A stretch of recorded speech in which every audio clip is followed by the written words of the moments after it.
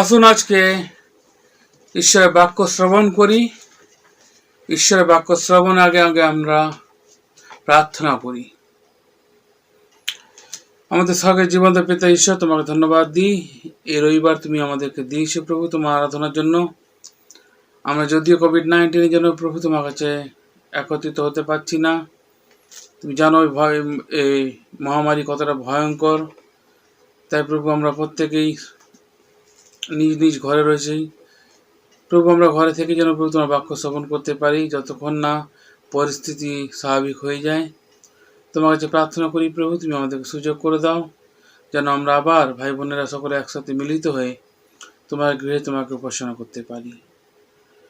তুমি আমাদের সকলকে সাহায্য করো। আজকে যে বাক্য দেখবো তোমার বাক্যতে আলোকপাত করতে আমাদের সাহায্য করো। এই ক্ষুদ্র বিনতি প্রভু যিশুর নামে চাই, আমিন। আমরা এর আগে দেখেছিলাম হেবলের সম্পর্কে। আমাদের যে বিষয়বস্তু আছে ইব্রিয় তার 11 অধ্যায়, আমরা দেখব ইব্রিয় 11 অধ্যায় 5 এবং 6 পদ।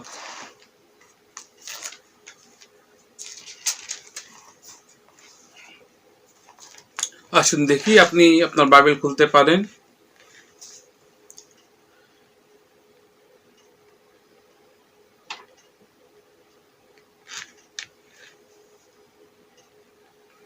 বিশ্বাসে হনক লোকান্তরে নীত হইলেন, যেন মৃত্যু দেখিতে না পান। তার উদ্দেশ্য আর পাওয়া গেল না, কেননা ঈশ্বর তাকে লোকান্তরে লইয়া গেলেন। বস্তুত লোকান্তরে নীত হইবার পূর্বে তাহার পক্ষে এই সাক্ষ্য দেওয়া হইয়াছিল যে তিনি ঈশ্বরের প্রীতির পাত্র ছিলেন। কিন্তু বিনা বিশ্বাসে ঈশ্বরের প্রীতির পাত্র হওয়া কারো সাধ্য নয়, কারণ যে ব্যক্তি ঈশ্বরের নিকটে উপস্থিত হয় তাহার ইহা বিশ্বাস করা আবশ্যক যে ঈশ্বর আছেন এবং যারা তার অন্বেষণ করে তিনি তাহাদের পুরস্কার দাতা। হনকের জীবন আমরা দেখতে পাই প্রথম আদি পুস্তকে তার 5 অধ্যায় 21-22 পদে আমরা দেখতে পাই হনকের জীবন লিপিবদ্ধ করা হয়েছে। হনক ছিলেন আদম থেকে 7ম পুরুষ। হনক একটি বিশেষ চরিত্র বাইবেলে। বিশ্বাসের যে বীর বা বিশ্বাসের যে হিরোস, তার দ্বিতীয় স্থানে রয়েছে হনকের নাম। আমরা হেবলের দ্বারা জানতে পেরেছি কি করে ঈশ্বরের পরিত্রাণে প্রবেশ করতে পারি। আমরা দেখেছি ঈশ্বরের অ্যাটনমেন্ট বা প্রায়শ্চিত্তর বিষয়ে। হেবলের দ্বারা আমরা জানলাম যে কিভাবে ঈশ্বরের পরিত্রাণে আমরা প্রবেশ করতে পারি। কিন্তু হনকের জীবন দিয়ে আমরা জানতে পারবো আজকে কিভাবে আমরা সেই পরিত্রাণ প্রাপ্ত জীবন যাপন করতে পারবো। হনক সেতের বংশের মধ্যে দিয়ে তিনি আসেন এবং হনকের জন্ম হওয়ার পর আমরা দেখি 65 বছর সে ঈশ্বরের সাথে গমনাগমন করেনি। আজকে যে সারমন আমি নিয়েছি, ঈশ্বরের বাক্য নেওয়া হয়েছে, এই সারমনের মূল বিষয় হচ্ছে হেনক, ফেথ দ্যাট প্লিজেস গড। হেনকের বিশ্বাস যেটা ঈশ্বরকে প্লিজ করেছিল বা ঈশ্বরকে সন্তুষ্ট করেছিল। কি ছিল সেই বিশ্বাস?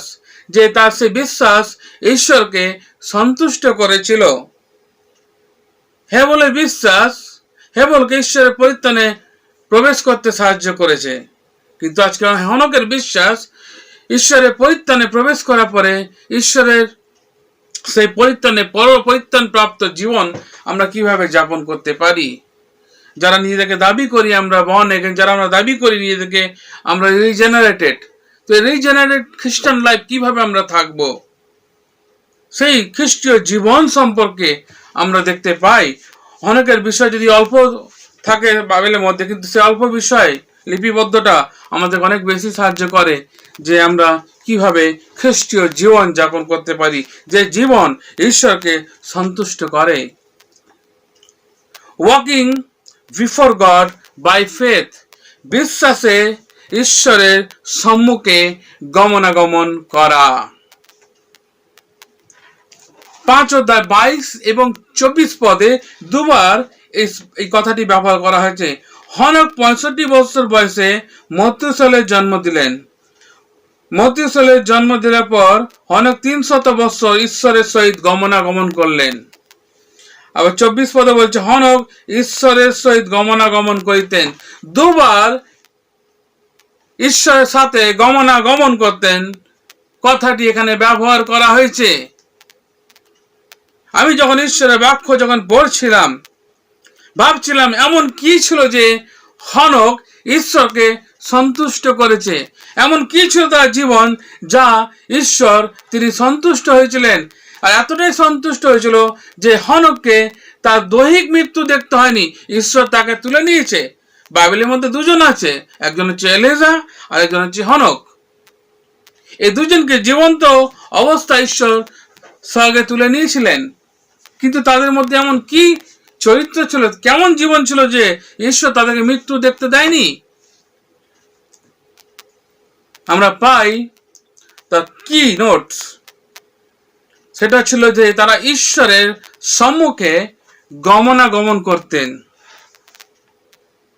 আর ঈশ্বরের সম্মুখে গমনাগমন মানে হচ্ছে ঈশ্বরের উপস্থিতিতে, in the presence of God they have walked before god.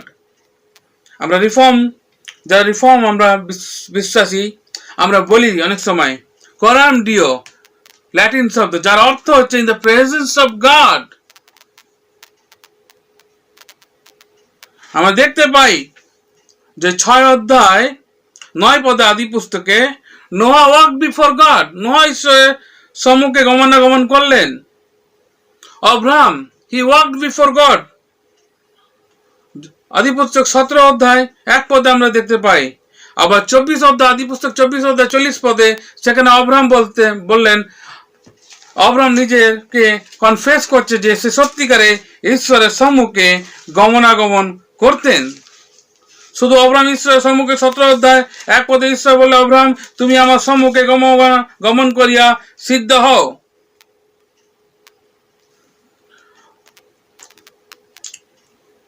আর সর্বশক্তিমান ঈশ্বর তুমি আমার সাক্ষাতে গমনাগমন করিয়া সিদ্ধ হও। ঈশ্বর অব্রাহামকে দর্শন দিলেন এবং অব্রাহামকে বললেন তুমি আমার সম্মুখে গমনাগমন করে নিজেকে সিদ্ধ করো। তারপর অব্রাহাম তার সাক্ষ্য দিচ্ছে, কনফেস করছে। সে কনফেশনে অব্রাহাম বলছে, তিনি কইলেন আমি যার সাক্ষাতে গমনাগমন করি সে সদাপ্রভু তোমার সঙ্গে আপন দূত পাঠাইয়া তোমার যাত্রা সফল করিবেন। অব্রাহাম বলছেন যে আমার জীবনটা সাধারণ জীবন নয়। যখন ঈশ্বর অব্রাহামকে দর্শন দিলেন তখন ঈশ্বর অব্রাহামকে বললেন তুমি আমার সম্মুখে গমনাগমন করো। আর এখানে আমরা দেখতে পাচ্ছি অব্রাহাম স্বীকার করছে আমি ঈশ্বরের সাথে গমনাগমন করি, আর যে ঈশ্বর আমাকে রক্ষা করেছে এতদিন ধরে সেই ঈশ্বর তোমাকেও রক্ষা করবে তার দুধ দিয়ে।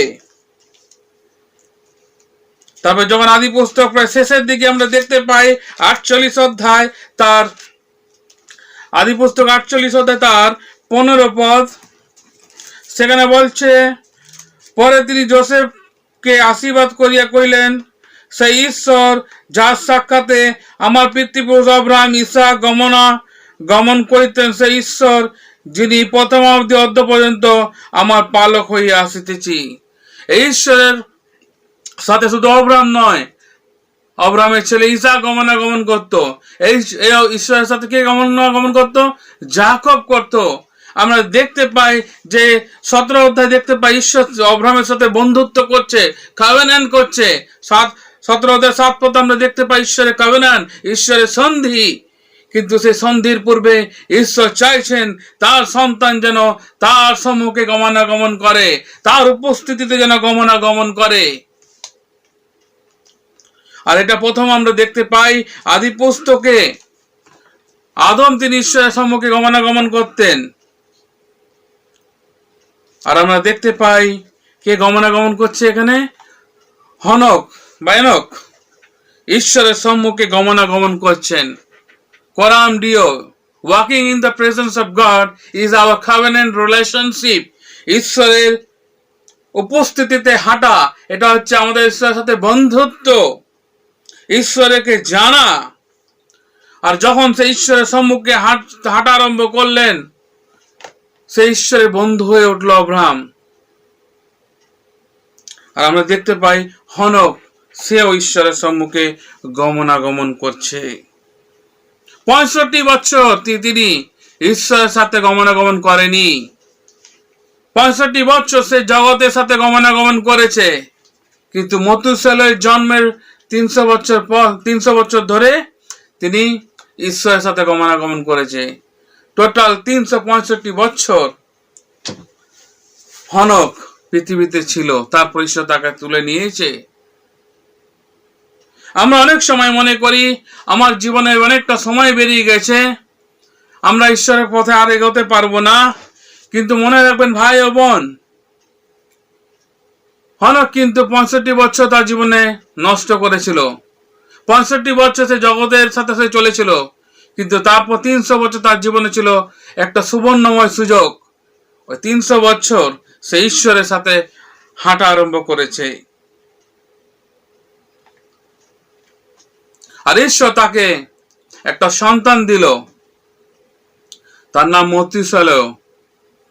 বাইবেলের মধ্যে সব থেকে বেশি বছর ওই বেঁচে ছিল, 969 ইয়ার্স, 969 বছর মতুসেলহ বেঁচে ছিল। এবং ঈশ্বর তার জাজমেন্টকে মতুসেলহের মাধ্যমে হনকের কাছে প্রকাশ করেছিল যে আমি এই পৃথিবীর বুকে ভয়ঙ্কর মহাপ্লাবন আনতে চলেছি। কারণ পৃথিবীর লোকেদের মন নষ্ট হয়ে গেছে, তারা পাপে ভ্রষ্ট। 6 অধ্যায় আদিপুস্তক 6 অধ্যায় 5 পদে বলছে, আর সদাপ্রভু দেখিলেন পৃথিবীতে মনুষ্যদের দুষ্টতা অত্যাধিক, তাদের অন্ধকারের চিন্তা, সমস্ত কল্পনা নিয়ন্ত্রণ কেবল মন্দ। মানুষ যা কিছু ভাবছে, যা কিছু করছে, সমস্ত কিছু কারাপ্টেড।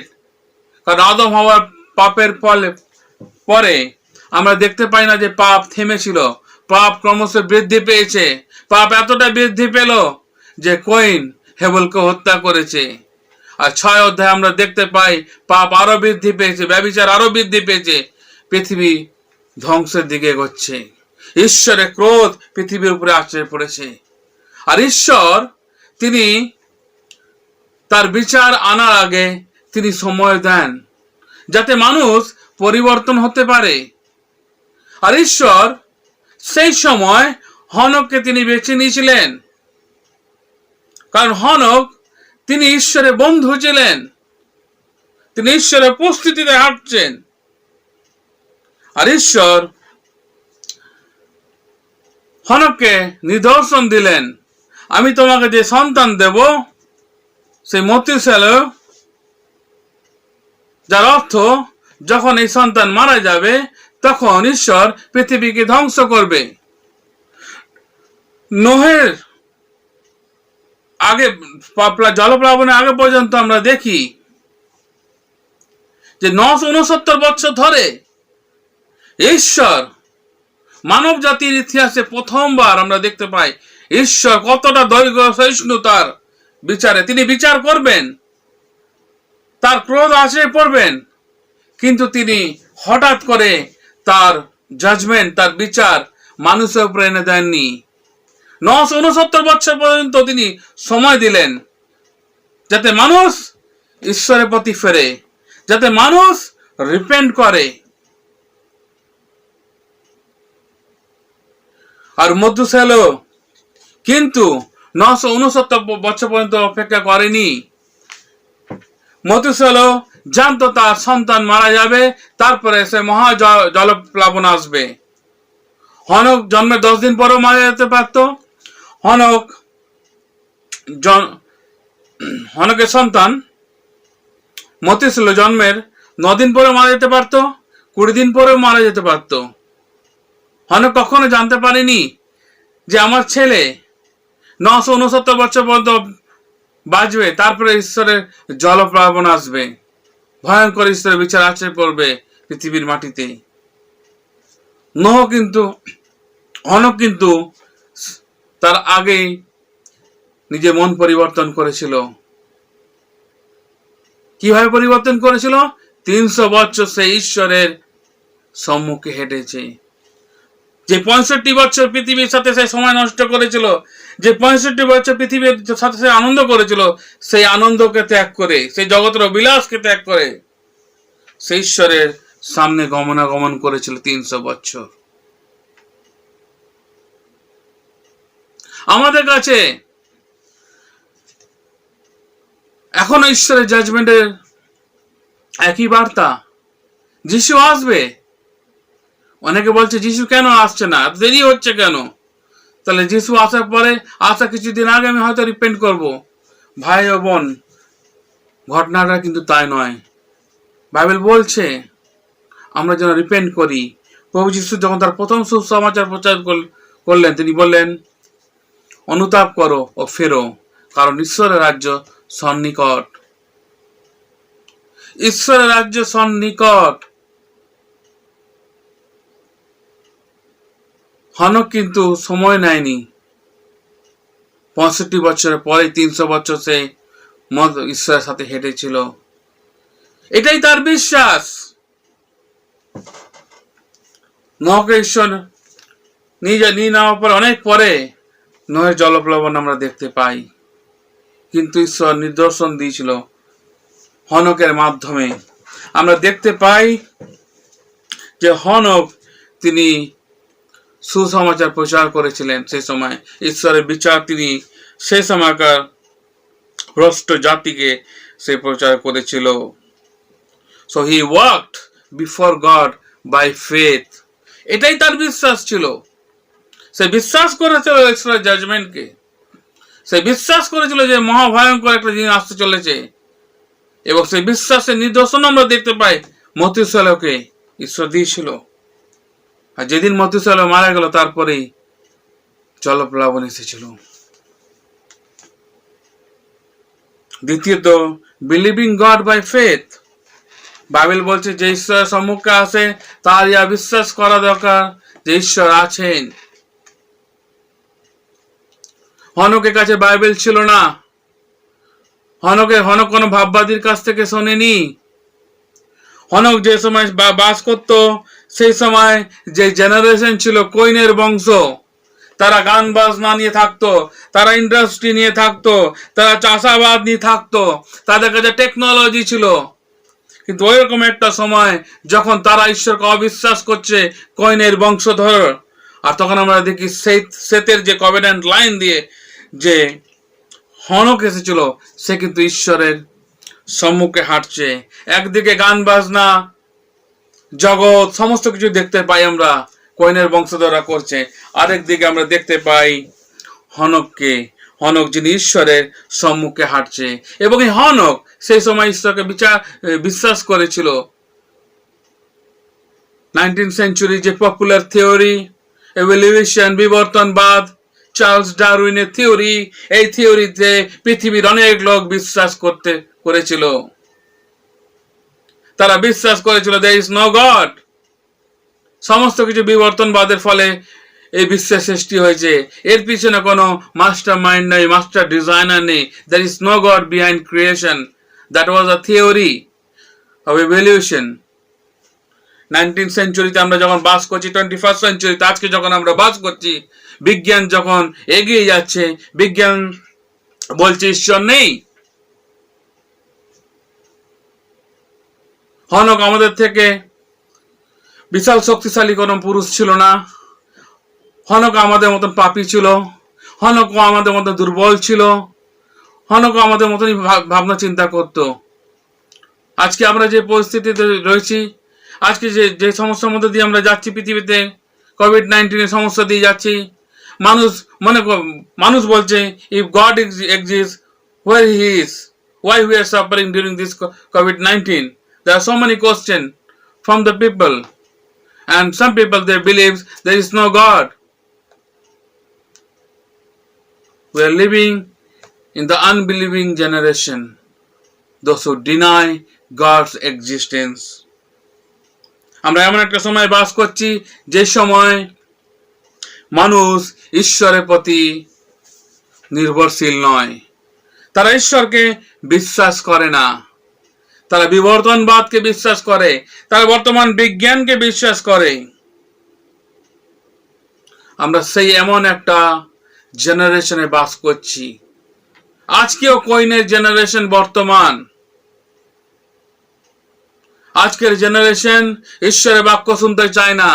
তাদেরকে চার্চের মধ্যে গিটার ড্রাম দিয়ে দাও, তারা বাজাবে, আনন্দ করবে, এন্টারটেইন করবে, কিন্তু ঈশ্বরের প্রতি তাদের কোনো মোহ নেই, ঈশ্বরের প্রতি তাদের কোনো আকর্ষণ নেই। আমরা এমন একটা এভিল জেনারেশনে আজকে বাস করছি, চারিদিকে আহাকার।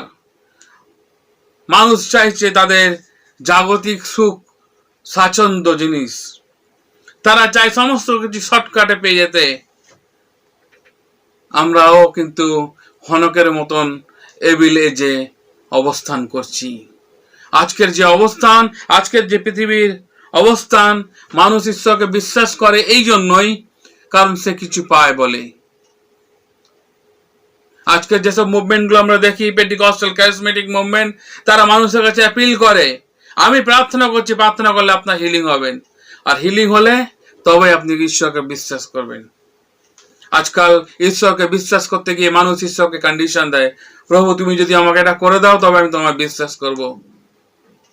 Truly speaking, they don't believe in God, they believe their fleshly desire. They want to fulfill their own heart, but they don't want to seek after God. এই জন্য বাইবেল বলছে একজনও নয় ধার্মিক, একজন এমন নয় যে ঈশ্বরের অনুসন্ধান করে, সকলেই বিপদে গেছে, সকলেই বিকার প্রাপ্ত হয়েছে। কিন্তু আমরা দেখি হনকের বিশ্বাস শুধু সেই ঈশ্বরের সম্মুখে শুধু হাঁটেনি, গমনাগমন করেনি। আদি পুস্তক 5:22 এবং 24 দুবার মেনশন করা হয়েছে, he walked before God, and that is the coram deo. He walked before the presence of God. This is our greatest opportunity. This is our blessing. এটা আমাদের কাছে আশীর্বাদের বিষয়, that we are walking before God. Our God is a covenant God. He calls us to walk before Him because His presence is a coram deo. যত বেশি আমি ঈশ্বরের সম্মুখে হাঁটবো তত বেশি আমি সিদ্ধ হব। যত বেশি ঈশ্বরের সম্মুখে আমি হাঁটবো তত বেশি আমি পাপ থেকে দূরে থাকবো। আর যত বেশি আমি জগতের সাথে হাঁটবো তত বেশি আমি ঈশ্বর থেকে দূরে থাকবো। কোন একজন প্রভু দাস বলেছিলেন, ঈশ্বরের সাথে অন্ধকারে হাঁটার থেকে অন্ধকারে হাঁটা ভালো, অনেক ভালো। 1000 লোকের সাথে আলোতে হাঁটাচ্ছে ঈশ্বরের সাথে একা অন্ধকারে হাঁটা অনেক ভালো, কারণ ঈশ্বর তিনি জ্যোতি। জগতের এই আর্টিফিশিয়াল আলো, জগতের এই জাগতিকতার এই ঝলমল আলোতে হাঁটাচ্ছে, ঈশ্বরের সাথে অন্ধকারে একা হাঁটা অনেক উত্তম বিষয়, কারণ God's presence is coram deo. আসুন আমরা ঈশ্বরের কাছে, ঈশ্বরের সাথে হাঁটি। শুধু সেই ঈশ্বরের সাথে হাঁটিনি, সে বিশ্বাস করেছিল ঈশ্বরকে। তার বিশ্বাস চরম বিশ্বাস ছিল। ফাইনালি আমরা দেখতে পাই জুড, বুক অফ জুড আমরা দেখতে পাই 14 থেকে 16 বা 18 পর্যন্ত আমরা দেখতে পাই।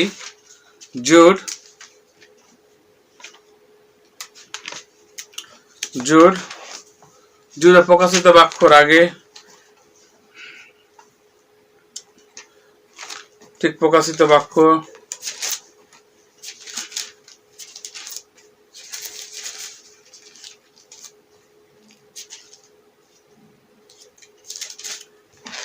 বাক্য তার প্রকাশিত বাক্যের আগের যে বইটি তার নাম জুড। আমরা 14-15 পদ দেখবো। Will read from Jude 14 to 18।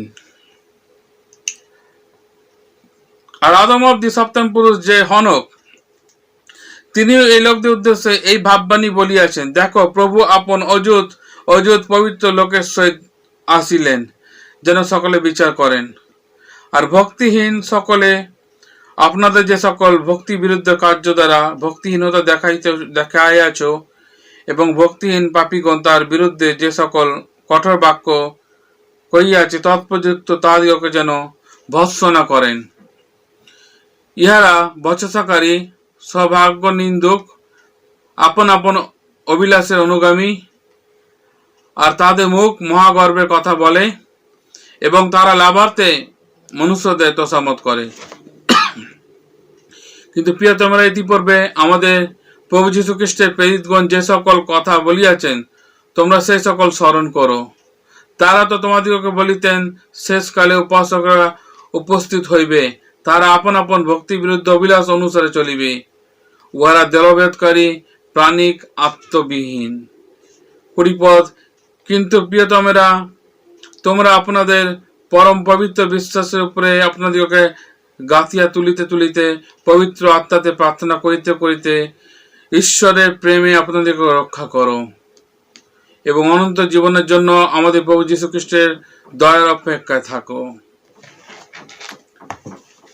এখানে দেখানো হয়েছে যে শেষকালে কিভাবে ভক্ত ভাববাদীরা, যারা জগতের অভিলাষে চলে, তাদের সম্পর্কে বলা হয়েছে তারা ভক্তিহীনতায়, তাদের মধ্যে কোনো ভক্তি নেই, তাদের মধ্যে ঈশ্বরের প্রতি কোনো আস্থা নেই, বিশ্বাস নেই। এই ধরনের লোকরা শেষকালে আসবে, যারা ঈশ্বর বিরোধী কথা বলবে। একটা জিনিস লক্ষ্য করা আছে যে হনক যখন বেঁচে ছিল,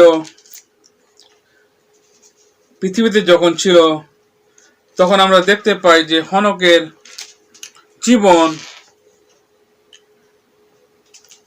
ঈশ্বরের জন্য সন্তুষ্ট করার জীবন ছিল। ঈশ্বরকে সে জীবন আনন্দ দিত, ঈশ্বরকে সে জীবন সন্তুষ্ট করত।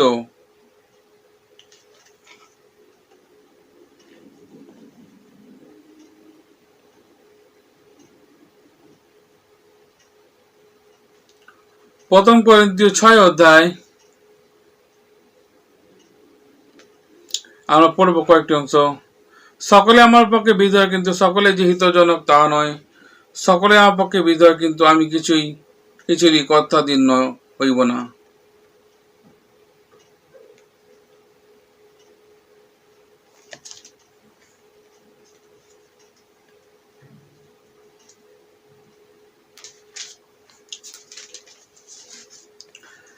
আর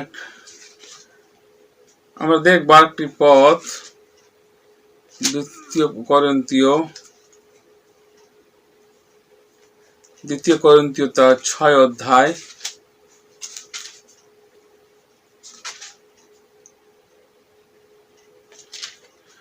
এখানে 6 অধ্যায় আমরা দেখব, তোমরা অবিশ্বাসীদের সহিত অসমভাবে জ্বালিতে বদ্ধ হইও না, কেননা ধর্মে অধর্মে পরস্পর কি সহযোগিতা, অন্ধকারের সহিত দীপ্তিরই বা কি সহভাগিতা, আর বলিয়ালের পাপ দেবের সহিত খ্রিস্টেরই কি ঐক্য, অবিশ্বাসীর সহিত বিশ্বাসেরই বা কি অংশ, আর প্রতিমাদের সহিত ঈশ্বরের মন্দিরেই বা কি সম্পর্ক। আমরা তো জীবন্ত ঈশ্বরের মন্দির, যেমন ঈশ্বর বলিয়াছেন, আমি তোমাদের মধ্যে বসতি করিব, গমনাগমন করিব এবং তোমাদের ঈশ্বর হইব ও তাহারা আমার প্রজা হইবে। অতএব তোমরা তাদের মধ্য হইতে বাহির হইয়া আসো ও পৃথক হও, ইহা সদাপ্রভু কহিতেছেন, এবং অসুচি বস্তু স্পর্শ করিও না, তাহাতে আমি তোমাদের গ্রহণ করিব এবং তোমাদের পিতা হইব, তোমরা আমার পুত্র কন্যা হইবে, ইহা সর্বশক্তিমান প্রভু কহেন। There is a calling for us to be separate from this world. We cannot yoke ourselves with with unequal yoke. সম্ভব নয়, অসম জুয়ালিতে বদ্ধ হওয়া সম্ভব নয়। হনকের জীবনে আমরা দেখি, হনক যে সময় বাস করত সেই সময় কইনের যে বংশধররা ছিল তারা যেভাবে জীবন যাপন করত, হনক কিন্তু তাদের মতন জীবন যাপন করেনি। হনক পৃথকীকৃত জীবন যাপন করেছে। হনক তাদের থেকে নিজেকে আলাদা রেখেছে। তাদের যে লাস্ট ফুল জীবন ছিল, তাদের যে ফ্লেশলি ডিজায়ার ছিল, তাদের থেকে সম্পূর্ণভাবে নিজেকে আলাদা রেখেছিল। কারণ হনক ঈশ্বরের সাথে গমনাগমন করত। হনক ঈশ্বরের সাথে গমনাগমনের দ্বারা সে পবিত্রকৃত হয়েছিল, পরিষ্কার হয়েছিল, শুদ্ধ হয়েছিল। তার পক্ষে অশুদ্ধ জগতের সাথে বন্ধুত্ব করা সম্ভব নয়। কারণ বাইবেল বলে জগতের সাথে মিত্রতা হচ্ছে ঈশ্বরের সাথে শত্রুতা। তাই সেই জগতের সাথে আমরা কোনোভাবে অসম জুয়ালিতে বদ্ধ হতে পারি না। অনেক সময় দেখা যায় যে আমরা মনে করি অসম জুয়ালি বলতে বিবাহের ক্ষেত্রে আমরা ব্যবহার করি। একজন খ্রিস্টান ছেলে একটা পরজাতীয় মেয়েকে বিয়ে করতে পারে না, বা একজন পরজাতীয় ছেলে খ্রিস্টীয় মেয়েকে বিয়ে করতে পারে না। বেশিরভাগ সময় আমরা ব্যবহার করি এই অসম জুয়ালি টার্মটা বিয়ের ক্ষেত্রে, কিন্তু বাইবেল এই অসম জুয়ালি শুধু বিয়ের ক্ষেত্রে বলছে না। প্রথমত এই অংশে যে অংশটি এখানে রয়েছে, এই অংশে কিন্তু অসম জুয়ালি বলছে সমস্ত ক্ষেত্রে। সেটা হতে পারে আপনার ব্যবসায়িক ক্ষেত্রে, হয়তো আপনি কারোর সাথে পার্টনারশিপে ব্যবসা করছেন, কিন্তু সে ব্যবসার দেখবেন যে আপনার পার্টনার সে প্রভুকে জানে না, চেনে না। আপনি হয়তো ভাবছেন এই পার্টনারকে নিয়ে আমি আমার ব্যবসাটাকে এগিয়ে নিয়ে যাব, খুব ভালো ব্যবসা করব, কিন্তু আপনার পার্টনার অবিশ্বাসী। আর যখনই আপনি আপনার জাগতিক বুদ্ধিকে লাগাচ্ছেন, জাগতিক বুদ্ধিটা কি, একে দিয়ে আমি বেশি অর্থ উপার্জন করতে পারবো, এর সোর্সটাকে ব্যবহার করে আমি অনেক মানুষকে পেতে পারি। যখনই আপনি আপনার পার্টনারের জাগতিক ক্ষমতাকে যদি মনে করেন ব্যবহার করে আপনি নিজেকে তৈরি করবেন, আপনি অনেক অর্থ উপার্জন করবেন, তাহলে আপনি অসম জুয়ালিতে বদ্ধ হচ্ছেন। এবং এখানে ঈশ্বর আপনাকে কোনোভাবেই আশীর্বাদ করবে না, আপনি ধ্বংস হয়ে যাবেন, আপনি পুরোপুরি আপনার ব্যবসা নষ্ট হয়ে যাবে। আমি কথা দিচ্ছি ঈশ্বরের বাক্য থেকে, কারণ ঈশ্বর বলছে আপনাকে ওখান থেকে বেরিয়ে আসতে। আপনি অসম জুয়ালিতে বদ্ধ হতে পারেন না। পরজাতীয় সাথে আমাদের কি সম্পর্ক? ঈশ্বরের মন্দিরের সাথেই বা কি সম্পর্ক? ঈশ্বরের মন্দির হচ্ছে আমাদের দেহ, আমাদের মন, আমাদের আত্মা। আমাদের দেহকে আমরা, আমাদের এই চিন্তা ভাবনাকে আমরা পরজাতীয়দের সাথে এক করতে পারি না, তাদের সাথে হাতে হাত মিলিয়ে চলতে পারি না। অনেক সময় আমরা জগৎকে সন্তুষ্ট করার জন্য, জগতের মানুষের সাথে বন্ধুত্বকে অটুট রাখার জন্য আমরা ঈশ্বর থেকে সরে যাই। আমরা মনে করি যে ঠিক আছে, অনেক টাকা পয়সা রোজগার করবো, দশমাংশ দেবো, প্রভু কাজে অনেক হেল্প করব, আমাদের এই ব্যবসা থেকে আমরা অনেক কিছু করতে পারবো, প্রভুকে সেবা করতে পারবো। কিন্তু এগুলো হচ্ছে আপনার নিজের ব্যক্তিগত ভাবনা। কিন্তু ঈশ্বর বলছে আমি তোমার কিছুই নেব না। যখন পরে আমরা দেখতে পাই অব্রাহাম যখন যুদ্ধ করে আসছিল, তখন সেই 14 অধ্যায় আমরা দেখতে পাই, আদি পুস্তক, আমাকে পড়তে দিন আপনার জন্য।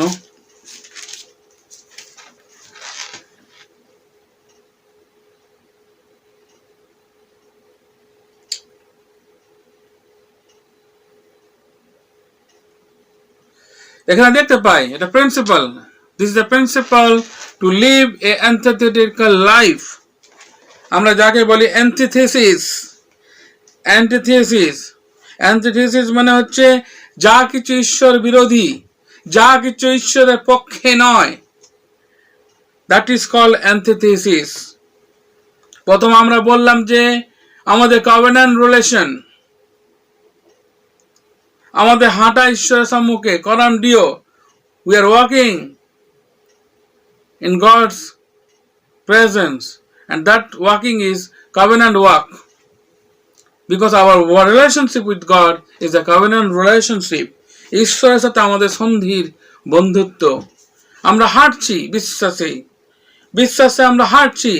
অব্রাহামকে যখন ঈশ্বর বললেন তুমি উর দেশ ছাড়ো, তো তোমাকে যে দেশ আমি দেখাবো, অব্রাহাম ঈশ্বরকে প্রশ্ন করেনি ওই দেশটার নাম কি, অব্রাহাম জিজ্ঞেস করেনি জিপিএস লোকেশনটা কি। অব্রাহাম জাস্ট ঈশ্বরের বাক্য শ্রবণ করে হাঁটা আরম্ভ করেছিল।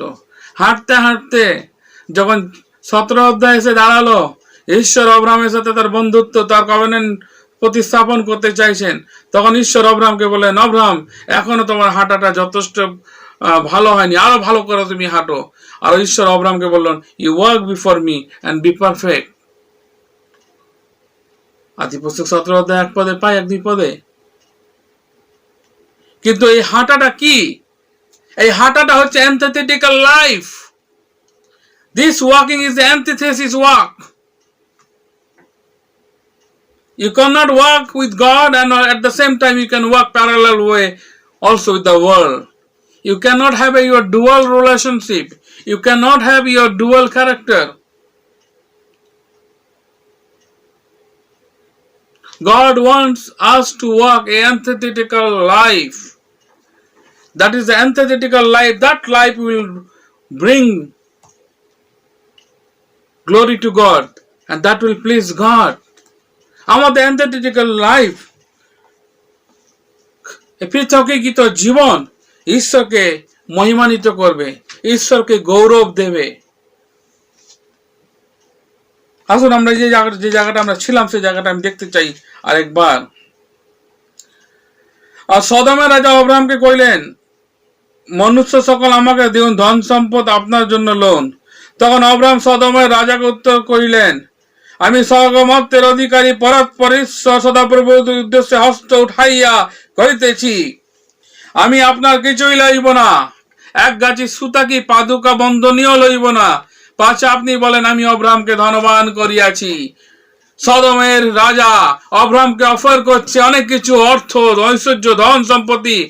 অব্রাহাম বলছে আমার জুতোর যে লেস, যে সুতো, সেটা পর্যন্ত তোমার থেকে আমি নেব না, পাছে তুমি বলো আমি অব্রাহামকে ধনবান করেছে। কারণ ঈশ্বর অব্রাহামকে ধনবান করতে সক্ষম, কারণ সে ঈশ্বরের সম্মুখে আসছে, সে জানে ঈশ্বর আমার পুরস্কার দাতা। বাইজন্য বাইবেল বলছে যারা ঈশ্বরের অনুষ্ঠান করে তাদেরকে তিনি পুরস্কার দেন। আসুন আমরা দেখি এই পদটি, এই ইব্রিয় তার 11 অধ্যায় 6 পদে বলছে, খুব সুন্দর ভাবে বলা হচ্ছে, কিন্তু বিনা বিশ্বাসে প্রীতির পাত্র হওয়া কারো সাধ্য নয়, কারণ যে ব্যক্তি ঈশ্বরের নিকটে উপস্থিত হয় তার ইহা বিশ্বাস করা আবশ্যক যে ঈশ্বর আছেন এবং যারা তার অন্বেষণ করে তিনি তাদের পুরস্কার দাতা। অব্রাহাম যে ঈশ্বরকে অন্বেষণ করছে, যে ঈশ্বরের সম্মুখে সে হাঁটছে, সে জানে আমার ঈশ্বর আমার পুরস্কার দাতা, তিনি আমাকে সবকিছুই দেবেন। ইংলিশে একটা কথা আছে, where God guides he provides। যেখানে ঈশ্বর আমাকে পরিচালনা করেন তিনি আমাকে সমস্ত যোগানো তিনি আমায় দেবেন। তিনি সদমের রাজার সাথে পার্টনারশিপ করেনি, তিনি সদমের রাজা, পরজাতীয় রাজাকে তিনি ডিক্লাইন করলেন, তার সমস্ত কিছুকে তিনি ফেরত দিয়ে দিলেন। বলছে আমার এক গাছি পায়ে জুতো লেসও আমার দরকার নেই। কত সুন্দর আমরা অ্যান্টিথেটিক্যাল লাইফ অব্রাহামের জীবন দেখতে পাই এখানে। আর একই জিনিস আমরা দেখতে পাই হনকের জীবনে, হি লিভড অ্যান্টিথেটিক্যাল লাইফ। কারণ ওই সময় মানুষের হৃদয় কারাপ্টেড হয়ে গেছে, মানুষের চিন্তা ভাবনা কারাপ্টেড। আদিপুস্তক 6:5 পদে ঈশ্বর নিরন্তর দেখছে যে মানুষের সমস্ত চিন্তা ভাবনা সমস্ত কিছু কারাপ্টেড।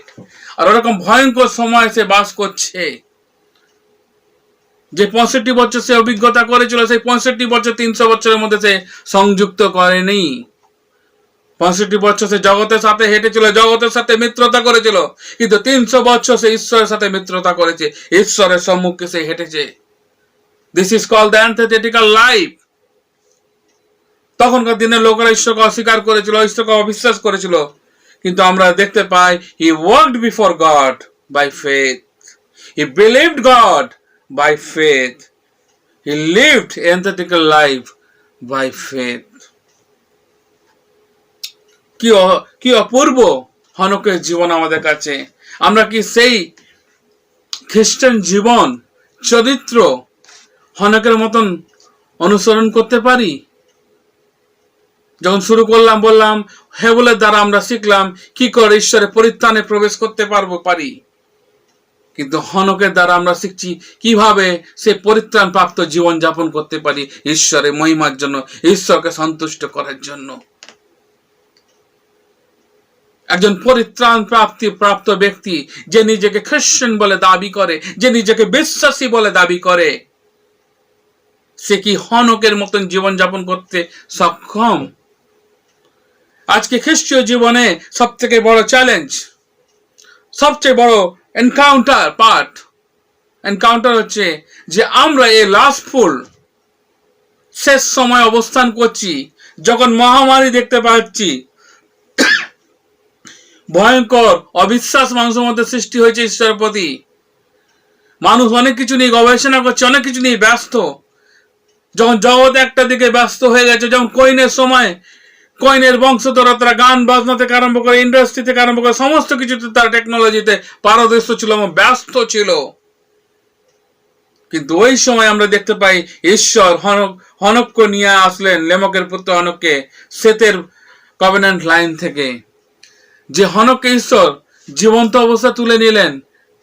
আমাদের কাছে ঈশ্বরের প্রতিজ্ঞা এটাই যে বিশ্বাস করে আমি পুনরুত্থানের জীবন, সে মরলেও জীবিত থাকবে। যিশু বললেন মরলেও জীবিত থাকবে। কিন্তু ঈশ্বর দেখালেন যে এর বিশ্বাস এতটাই ভয়ঙ্কর, সে হেঁটেছে 300 বছর, একদিন 2 দিন 3 দিন নয়, ব্যাকস্লাইডও হয়নি। বিশ্বাস করতে করতে আবার থেমে গেছে। বাইবেল তাও বলছে না, 300 বছর সে হেঁটেছিল, সে বিশ্বাস করেছিল। বাইবেল বলছে যে ঈশ্বরের কাছে উপস্থিত হয় তার বিশ্বাস করা দরকার, সে বিশ্বাস করেছিল সেই সময় যখন কোয়েনের বংশরা ঈশ্বরকে বিশ্বাস করেনি। তারা যখন তাদের টেকনোলজি, তাদের ইন্ডাস্ট্রি সমস্ত কিছু নিয়ে যখন তারা ব্যস্ত হয়ে গেছিল, সেই সময় হনক ঈশ্বরকে বিশ্বাস করেছিল। 21st সেঞ্চুরিতে যখন চার্লস ডারউইনের theory evolution is very famous, স্কুলে কলেজে সমস্ত জায়গায় এটা গ্রহণ করা হয়েছে, পাঠ্যপুস্তক এটা লিপিবদ্ধ করা হয়েছে, স্কুল এগুলোকে পড়ায়, ইউনিভার্সিটি এগুলোকে নিয়ে রিসার্চ করে, এবং এই রিসার্চের মূল মন্ত্র হচ্ছে there is no God। সৃষ্টির পিছনে কোনো সৃষ্টিকর্তার হাত নেই। তারা বিবর্তনবাদের থিওরি নিয়ে যখন প্রতিস্থাপন করছে, ভুল ভাবনা চিন্তা, শিশুর মন থেকে শুরু করে যারা অ্যাডাল্ট ইউনিভার্সিটিতে স্টুডেন্ট সবার মধ্যে এই জিনিস যখন ঢুকছে, আমরা সেই এজের মধ্যে বাস করছি যখন ঈশ্বরকে অস্বীকার করা হচ্ছে। আর যারা ঈশ্বরকে এই বর্তমান যুগে বিশ্বাস করে তাদের ফায়দার জন্য, তাদের সুবিধার জন্য তারা ঈশ্বরকে বিশ্বাস করে। তারা বিশ্বাস করে এই জন্য কারণ তারা কিছু পায়, কন্ডিশন অ্যাপ্লাই করে ঈশ্বর বিশ্বাসের প্রতি। কিন্তু আমরা এমন একটা ভয়ঙ্কর যুগে 21st সেঞ্চুরি থেকে শুরু করে আছে, 19th সেঞ্চুরি থেকে শুরু করে 21st সেঞ্চুরিতে আমরা যখন পদার্পণ করে ফেলেছি, আমরা দেখতে পাচ্ছি মানব ইতিহাসে ভয়ঙ্কর একটা দিন অবস্থান করছে। আমরা ঈশ্বরের প্রতি আমাদের বিশ্বাস হারাচ্ছি। হনক হারায়নি, সেই বিশ্বাস করেছিল, তার বিশ্বাস চরম ছিল ঈশ্বরের প্রতি। আপনার কি সেই বিশ্বাস আছে? আপনি কি 300 বছর, হনক 300 বছর হেঁটেছিল, আপনি কি 3 বছরও হাঁটতে পেরেছেন? ঈশ্বরের সাথে গমনাগমন করতে পেরেছেন? অব্রাহাম ঈশ্বরের সম্মুখে হেঁটেছিল, অব্রাহাম স্বীকারোক্তি করেছিল যে আমি যে ঈশ্বরের সাথে গমনাগমন করি, সেই ঈশ্বর তার স্বর্গদূত দিয়ে তোমাদেরকে রক্ষা করবেন। আজকে আমার কনফেশন কি অব্রাহামের কনফেশনের মতন? আমার কনফেশন কি হনকের কনফেশনের মতন? এটি বড় প্রশ্ন আমাদের জীবনে। এই যে এনথেটিক্যাল লাইফ, অব্রাহাম ডিক্লাইন করেছিল, রিজেক্ট করেছিল সদমের রাজা সমস্ত সুযোগ সুবিধা, সমস্ত উপহার, ধন সম্পত্তি, ঐশ্বর্য। আজকে কিন্তু আমরা খ্রিস্ট বিশ্বাসী হিসাবে আমরা জগতের সাথে হাত মিলাই, পার্টনারশিপ করি, অবিশ্বাসীর সাথে আমরা হাঁটি, অবিশ্বাসীর সাথে আমরা সময় কাটাই। আমরা বিশ্বাসীর সাথে সময় কাটাই না, ঈশ্বরের সাথে আমরা সময় কাটাই না। কারণ আমরা অর্থের পিছনে দৌড়াচ্ছি, মোহের পিছনে দৌড়াচ্ছি, অভিলাষের পিছনে দৌড়াচ্ছি। কিন্তু এর শেষ ভয়ঙ্কর। ঈশ্বর বিচার নিয়ে আসবে, এমন বিচার নিয়ে আসবেন সমস্ত কিছু তছনছ হয়ে যাবে, ধ্বংস হয়ে যাবে। মথুসেলহ 969 বছর বয়স পর্যন্ত বেঁচে ছিল, আর ওইটাই ছিল ঈশ্বরের দীর্ঘ সহিষ্ণুতা ওই সময়কার মানুষের জন্য। তারপরে তার মৃত্যুর পরে জলপ্লাবন নেমে এসেছিল।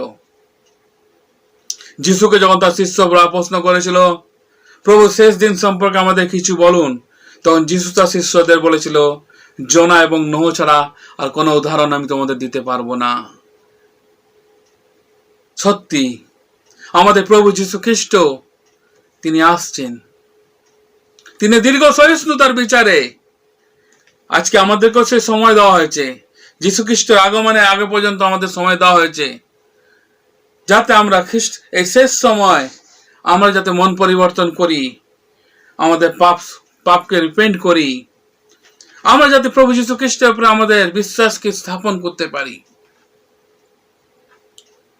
যারা ঈশ্বরের মনোনীত লোকেরা পৃথিবীতে রয়েছে, কোনায় কোনায় বিভিন্ন ভাষাভাষীর মধ্যে ছড়িয়ে রয়েছে, বিভিন্ন ট্রাইবের মধ্যে ছড়িয়ে রয়েছে। আজকে যখন আমরা সুসমাচার প্রচার করছি, আমরা প্রচার করছি সেই সুসমাচার সেসব হারানো মেষদের জন্য, হারানো ছাগলের জন্য নয়।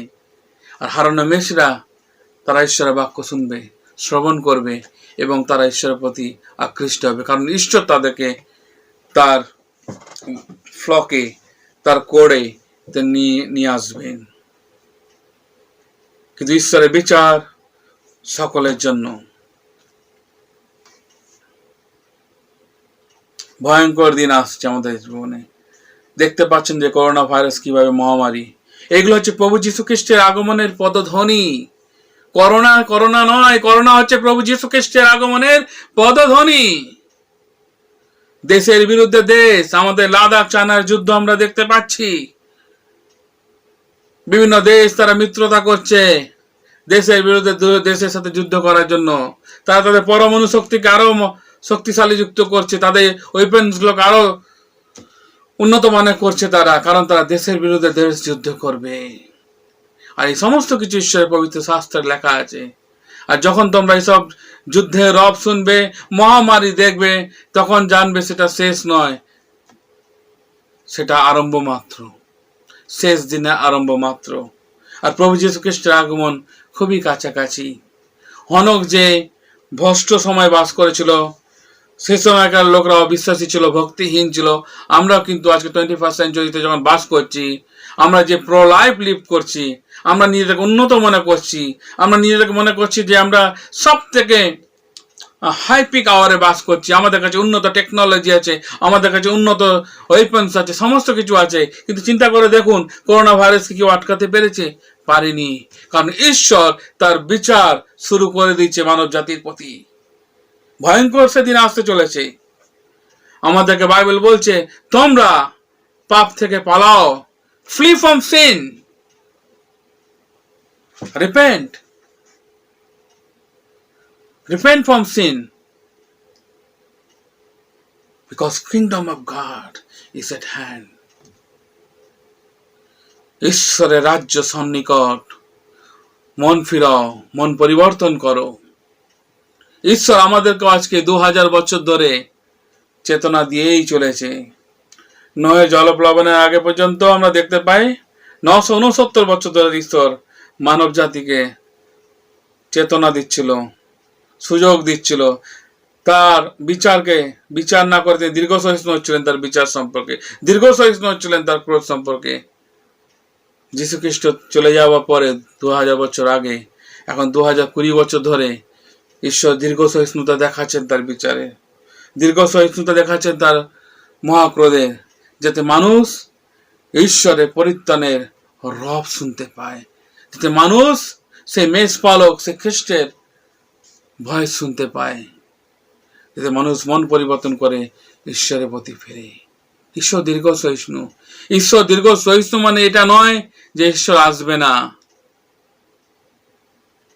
নোহের সময় সেই সময় লোকেরা ভাবতে পারেনি নোহ কেন মরুপ্রান্তরে জাহাজ বানাচ্ছে, জাহাজ তো তৈরি হবে নদীর বা সমুদ্রের ধারে। এই লোকটা কি বোকা? নোহ ঈশ্বরের সম্মুখে হেঁটেছিল এবং বিশ্বাস শেষে জাহাজ বানিয়েছিল। আমরা পরে যখন নোহ সম্বন্ধে ঈশ্বরের বাক্য ধ্যান করবো তখন আমি বলবো। কিন্তু তারা সকলে বিশ্বাসে হেঁটেছিল। তাদের বিশ্বাস অনেক দূরদর্শিতার বিশ্বাস। আমি বলেছিলাম what is faith? Faith is the present reality and future, present assurance and future reality. বিশ্বাস কি? বর্তমান অ্যাসুরেন্স, বর্তমান নিশ্চয়তা এবং ভবিষ্যতের বাস্তবতা। বিশ্বাস হলো বর্তমানের নিশ্চয়তা এবং ভবিষ্যতের বাস্তবতা। ইব্রিয় 11:1 আমরা বিশ্বাসের সংজ্ঞা দেখতে পাই। আর সেই বিশ্বাস এদের জীবনে আমরা দেখতে পাই, হেবলের জীবনে। আর বিশ্বাস প্রত্যাশিত বিষয়, নিশ্চিত জ্ঞান, অদৃশ্য বিষয়ের প্রমাণ প্রাপ্তি। এই কথাটা যখন বিশ্বাসের সংজ্ঞা দেওয়া হয়েছে, এই সংজ্ঞার সাথে আপনি দেখবেন প্রত্যেকের জীবনের সাথে মিল রয়েছে। হনক দেখেছিল তার জীবনে বিশ্বাসের বর্তমান নিশ্চয়তা এবং ভবিষ্যতের বাস্তবতা। আর সে বাস্তবতা এতটা ভয়ঙ্কর ছিল যে ঈশ্বর পুরো ধ্বংস করে দিয়েছিল। কিন্তু হনক কে ঈশ্বর তিনি তুলে নিয়েছিলেন।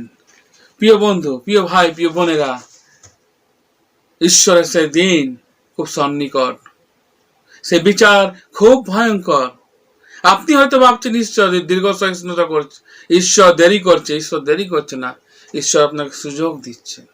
ঈশ্বর দীর্ঘ সহিষ্ণুতার ক্রোধে, দীর্ঘ সহিষ্ণুতার প্রেমে তিনি বিচার করবেন। কারণ our God is a consuming fire, Bible বলছে তিনি গ্রাসকারী অগ্নিস্বরূপ। তিনি সমস্ত কিছুকে ধ্বংস করবেন, সমস্ত কিছুকে তিনি নষ্ট করবেন একটা সময়। কিন্তু তিনি দীর্ঘ সহিষ্ণু। তিনি তার প্রেম আমাদের কাছে প্রকট করছেন যাতে আমরা ঈশ্বরের পরিত্রাণে পর্যন্ত ফিরতে পারি।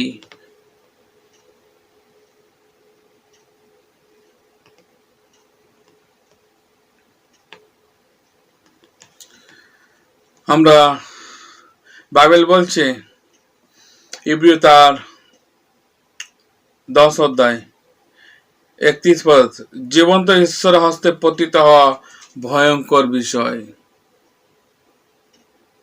জীবন্ত ঈশ্বরের হস্তে পতিত হওয়া ভয়ঙ্কর বিষয়, কারণ তিনি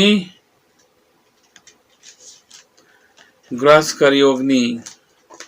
তিনি সমস্ত কিছুকে তিনি ধ্বংস করবেন।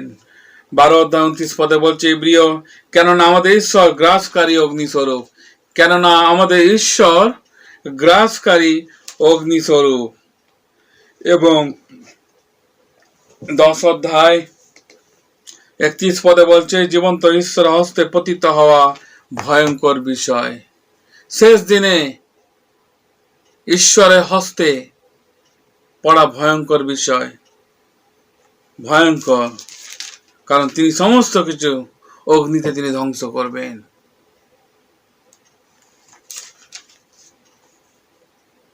আমাদের ঈশ্বর তিনি গ্রাসকারী অগ্নিস্বরূপ। তাই আমাদের সময় রয়েছে মন পরিবর্তন করা, আমাদের সময় রয়েছে ঈশ্বরের কাছে আমাদের পাপ স্বীকার করা, আমাদের সময় রয়েছে আমাদের পরিত্রাতার কাছে আসা, পাপকে ত্যাগ করে পরিত্রাতাকে আলিঙ্গন করা। কারণ আমাদের পরিত্রাতা তিনি আমাদের পরিত্রাণ করবেন সমস্ত পাপ থেকে, তিনি উদ্ধার করবেন। তিনি উদ্ধারকারী প্রভু, তিনি ঈশ্বর, তিনি যিশু, তিনি ত্রাণকর্তা। তাই হনকের জীবন আমাদের কাছে একটা দৃষ্টান্ত স্বরূপ। হনক এমন সময় বাস করেছিল যে সময় পাপ জগৎ পাপে পরিপূর্ণ ছিল। ঈশ্বর তার বিচারকে তিনি প্রকট করতে চেয়েছিলেন, আর সমস্ত কিছুই হনকের সময় ঈশ্বর সিদ্ধান্ত নিয়েছিলেন মথুসেলের জন্মের মাধ্যমে। আসুন আমরাও, যদি আমরা স্বীকার করি যে আমরা পরিত্রাণ প্রাপ্ত, যদি আমরা স্বীকার করি আমরা খ্রিস্টান, let us live by faith antithetical Christian life. antithetical Christian life হচ্ছে আমাদের অলংকার। একজন পরিত্রাণ প্রাপ্ত খ্রিস্টান অলংকার হচ্ছে antithetical জীবন, খ্রিস্টীয় জীবন। ঈশ্বর আপনাদের প্রত্যেকজনকে আশীর্বাদ করুন। ধন্যবাদ। নমস্কার।